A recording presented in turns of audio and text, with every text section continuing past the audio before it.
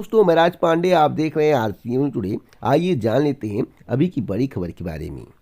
BJP के लिए रोजगार कोई मुद्दा नहीं है, ऐसा उनके नेताओं का कहना है। नेताओं की जिस तरह से बयान आ रहे हैं, या उन प्रतियोगी छात्रों, युवाओं, अभ्यर्थियों को चिंता में डाल सकता है जो सरकारी नौकरी के इंतजार में बैठे हुए हैं, जिन्हें उम्मीद है कि बीजेपी आएगी, कुछ करेगी।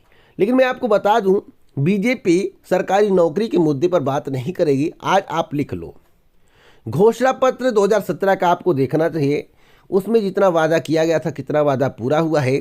और मैं आपको बता दूं, रोजगार और सरकारी नौकरी में ज़मीन आसमान का फ़र्क होता है। और मेरे द्वारा आपसे यह कहा गया था, जो सरकारी नौकरी का बात करेगा उसी को आपको सुनना है, अगर आप सरकारी नौकरी के इंतजार में बैठे हुए हैं। देखिए, रोजगार होता है प्राइवेट सेक्टर का। रोजगार आप ठेला लगा लेंगे तभी हो जाएगा, चाट की दुकान कर लेंगे तब भी हो जाएगा, कुछ भी कर लेंगे तब भी हो जाएगा। बिजनेस पर्पज में आप रोजगार की श्रेणी में आएंगे। आप मनरेगा में काम करेंगे तभी आपको रोजगार मिल गया, लेकिन उससे जीवन यापन नहीं हो सकता है। मनरेगा में काम करके अगर आप चाहें कि जीवन यापन कर लें, तो यह एक मूर्खता वाली बात है। अगर आपसे कोई कहता है कि हम मनरेगा में काम कर रहे हैं, या मुझे कोई मनरेगा में काम लगवा दिया है, जॉब कार्ड बनवा दिया है, तो यह आपके भविष्य को तय नहीं करता है। आप अपने परिवार का भरण पोषण इससे नहीं कर सकते हो। मैं आपको एक बयान दिखाऊंगा, उस बयान को सुनिएगा, तब आपको एहसास होगा कि बीजेपी सरकार में जो नेता हैं उनकी मंशा क्या है। और उनकी मंशा सत्ताधारियों से साफ साफ झलकती है। यानी कि जो नेता होते हैं, ऊपर तक उनकी पकड़ होती है, ऊपर तक उनको जानकारी होती है कि ऊपर क्या चर्चाएं चल रही हैं, उसी के आधार पर नेता बयान देता है। ऐसा बयान नहीं आता है। तो आइए उस बयान को देख लेते हैं, उसके बाद आगे की बात पर हम चर्चा करेंगे। बेरोजगारी कोई मुद्दा नहीं होता है, मुद्दा होता सुरक्षा का। जी जी जी। मुद्दा होता विकास का। जी जी जी। बेरोजगारी कहाँ है? आप ये बताइए, कितनी स्पीड से जो आदमी को 250-200 मिलते थे, उसको आज 400 मिल रहे हैं मजदूर के। जी। और बेरोजगारी को लेकर के भी आप लोग सरकार, बेरोजगारी कोई मुद्दा नहीं होता है, मुद्दा होता सुरक्षा का। जी जी जी। मुद्दा होता विकास का। जी जी जी। बेरोजगारी कहाँ है? आप ये बताइए, कितनी स्पीड से जो आदमी को 250-200 मिलते थे, उसको आज 400 मिल रहे हैं मजदूर के। यानी कि इनका कहने का मतलब है कि आप पढ़े लिखे हैं तो मजदूरी करिए, आपको दिहाड़ी 350 से 400 रुपये मिल जाएंगे। बेरोजगारी कोई मुद्दा नहीं है। रोजगार आप क्यों मांगते हो? ये कोई मुद्दा है? इनके लिए मुद्दा है हिंदू मुस्लिम 80-20। अभी उत्तर प्रदेश के मुख्यमंत्री जी बयान देते हैं और आप उनको सुनिए, तो बुलडोजर की बात करेंगे, भ्रष्टाचार की बात करेंगे। अभी मुख्यमंत्री जी ने एक और बयान दिया था, जैसा कि आप अपनी स्क्रीन पर देख सकते हैं, कि उन्होंने अपने कार्यकाल में 5 लाख सरकारी नौकरियां दी हैं। यहाँ पर देखिए, भारत समाचार की खबर है, ऐसे मैं नहीं बोल रहा हूँ। और इसके संबंध में मेरे द्वारा आपसे बताया गया था, जो समाचार पत्रों में 50,000 का जिक्र हो रहा है, उसको 5 लाख में कन्वर्ट किया जाएगा। यानी कि 4.5 लाख पहले दे चुके थे, और समाचार पत्र में भर्ती आने से आप लोग भर्ती हो चुके हैं, आपको नियुक्ति पत्र मिल चुका है, इसलिए उसका जिक्र चुनाव प्रचार के दौरान 5 लाख तक किया जाएगा। अगर आप इनसे डाटा मांग लेंगे, उत्तर प्रदेश के मुख्यमंत्री योगी आदित्यनाथ जी से डाटा मांग लेंगे, तो नहीं दे पाएंगे। तो आप बताइए, यूपी SSSC में 20 से अधिक भर्तियां लंबित हैं। आखिरकार किस आधार पर 5 लाख सरकारी नौकरी का दावा किया जा रहा है? किस आधार पर? कहां कहां सरकारी नौकरी दी गई है? आप 1,60,00,000 रोजगार, 80 लाख रोजगार दे देते हैं, और 5 लाख सरकारी नौकरी दे देते हैं, और किसी को पता नहीं चलता है। तो ये है वर्तमान सरकार की रणनीति। और आप जितना भी स्टेटमेंट सुनेंगे, जहां जहां भाषण हो रहा है, चाहे अमित शाह जी का हो, चाहे देश के प्रधानमंत्री जी का हो, या उत्तर प्रदेश के मुख्यमंत्री जी का हो, सभी लोग बुलडोजर की बात करेंगे, गुंडा समाप्त कर देंगे, चर्बी उतार देंगे, 80-20 कर देंगे, हमें 80 से मतलब है।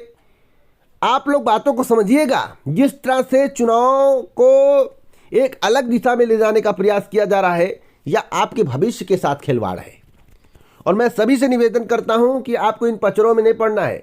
मूलभूत सुविधाओं पर जो बात करे, रोजगार पर जो बात करे, सरकारी नौकरी पर जो बात करे, शिक्षा पर जो बात करे, डेवलपमेंट पर जो बात करे, आपको उसी का साथ देना है।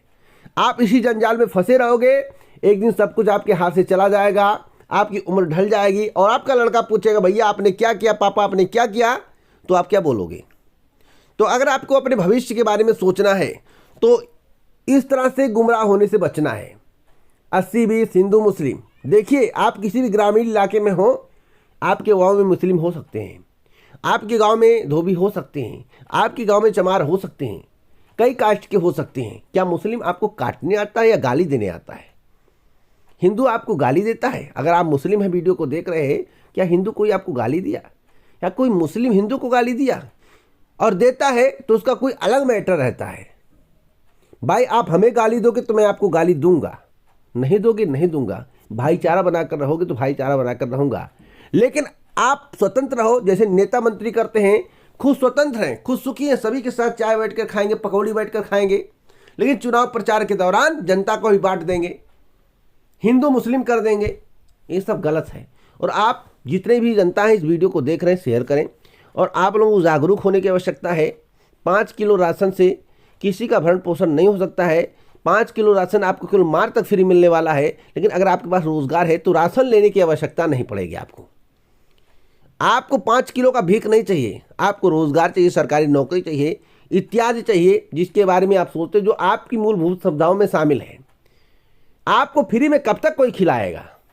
क्या 5 किलो अनाज में आप 1 महीने का भरण पोषण कर सकते हैं? खुद नहीं खा पाओगे, 5 किलो में अपना जीवन यापन नहीं कर पाओगे। तो इस पर आपको विशेष ध्यान देना है। अगर आप ध्यान नहीं देंगे तो आपका जीवन अंधकारमय हो जाएगा, आपका परिवार भी अंधकारमय में चला जाएगा, जिससे निकल पाना आपके लिए बहुत बड़ा मुश्किल होगा। एक और बात है, अखिलेश यादव के द्वारा दिए गए एक बड़े बयान को लेकर, जैसा कि मेरे द्वारा आपसे कहा गया कि मुख्यमंत्री जी ने चर्बी उतारने की बात कही थी, तो मैं आपको बता दूं, इस पर एक स्टेटमेंट आया है और एक महत्वपूर्ण आंकड़ा और दिखाऊंगा उत्तर प्रदेश के मुख्यमंत्री योगी आदित्यनाथ जी का, बीजेपी सरकार का, जो बहुत बड़ा झूठ है।